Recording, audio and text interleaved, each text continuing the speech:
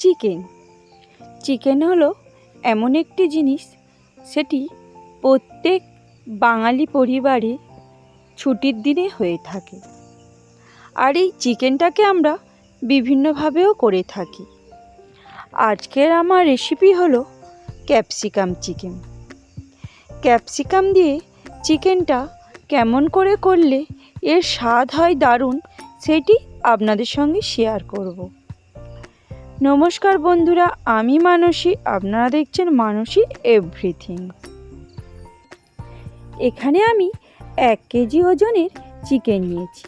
তাতে একটি পাতিলেবুর রস দিয়ে ভালো করে ম্যারিনেট করে রেখে দেব। শুধুমাত্র পাতিলেবুর রসটা দিয়েই ম্যারিনেট করে কিছুক্ষণের জন্য রেখে দেব। এই দিকে কিছু সবজি কেটে নিয়েছি। সবজির মধ্যে নিয়েছি পেঁয়াজ, টমেটো ও ক্যাপসিকাম। এইগুলোই দিয়ে আজকের আমি রান্নাটা করে দেখাবো। কড়াতে দিয়ে দিলাম সরিষার তেল। কিছু সরিষার তেল দেওয়ার পরেই দিয়ে দিলাম সেই কেটে রাখা পেঁয়াজ। পেঁয়াজগুলো দেওয়ার পরে এর সঙ্গে অ্যাড করে দিলাম সামান্য পরিমাণ নুন। এই নুনটা অ্যাড করে দিলে পেঁয়াজটা তাড়াতাড়ি লাল লাল হয়ে যায় এবং ভাজাটাও তাড়াতাড়ি হয়ে যায়। এইভাবে পেঁয়াজটা যখন লাল লাল ভাব হয়ে যাবে, তখন এর মধ্যে দিয়ে দিলাম 2 টেবিল চামচ আদা রসুন বাটা। আদা রসুন বাটাটা দিয়ে আরও কিছুক্ষণের জন্য কষিয়ে নেব। আর এর সঙ্গে এবার অ্যাড করব পরিমাণ মতন হলুদ গুঁড়ো, লঙ্কা গুঁড়ো। আমি এখানে কালারের জন্য কাশ্মীরি লঙ্কা গুঁড়ো ব্যবহার করলাম।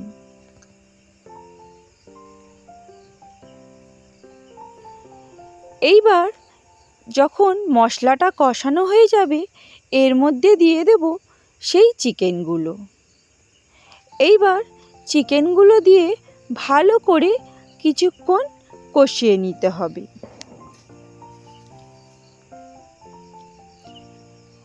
মিনিট 10 চিকেনগুলোকে কষিয়ে নিতে হবে। যত ভালো করে কষানো হবে, তত চিকেনের কালারটা খুব সুন্দর আসবে। এইবার এর মধ্যে অ্যাড করলাম 2 চামচ কাঁচা লঙ্কা বাটা। যেহেতু আমি এর আগে কোনো লঙ্কা দিইনি, আমি কাশ্মীরি লঙ্কা দিয়েছিলাম জাস্ট কালারের জন্য। এখানে ঝালের জন্য দিলাম কাঁচা লঙ্কা বাটা। কাঁচা লঙ্কা বাটাটি দেওয়ার পরেই এর সঙ্গে অ্যাড করব কেটে রাখা টমেটো ও ক্যাপসিকাম। টমেটো ও ক্যাপসিকামটি দেওয়ার পরে চিকেনটাকে আরও কিছুক্ষণ কষিয়ে নেব। আরও মিনিট 5 চিকেনটাকে কষিয়ে নিতে হবে। ফলে টমেটোও মেল্ট হয়ে যাবে আর ক্যাপসিকামগুলো একটু ভাজা হয়ে যাবে। আমরা সকলেই জানি ক্যাপসিকাম বেশি ভাজার প্রয়োজন হয় না। এইবার এর মধ্যে অ্যাড করলাম 1 চামচ ধনে এবং জিরে বাটা। যেহেতু ক্যাপসিকাম দেওয়া হয়েছে, তাই ধনে জিরে বাটা দিলে এই জিনিসটার স্বাদ হবে দারুণ। ধনে জিরে বাটা দেওয়ার পরে আরও কিছুক্ষণ নাড়িয়ে নিতে হবে। এবার দেখুন চিকেনটা সম্পূর্ণভাবে কষানো হয়ে গেছে। দেখেই বোঝা যাচ্ছে এর কালারটাও অনেকটা চেঞ্জ হয়ে গেছে আর এর চারিদিক থেকে তেল ছেড়ে দিচ্ছে। মানে বোঝাই যাচ্ছে যে চিকেনটা সম্পূর্ণভাবে কষানো হয়ে গেছে। এই পজিশনে আমি এর মধ্যে অ্যাড করে দেব পরিমাণ মতন জল।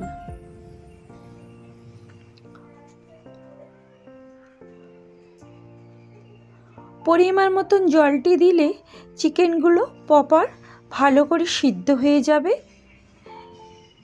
এবং পরিমাণ মতন জলটি দেওয়ার পরে এটিকে ঢাকনা বন্ধ করে কিছুক্ষণের জন্য রেখে দেব।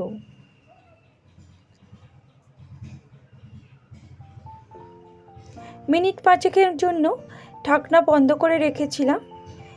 এইবার ঢাকনা থেকে খুলে এর মধ্যে অ্যাড করে দেব সামান্য পরিমাণে একটু গরম মশলার গুঁড়ো।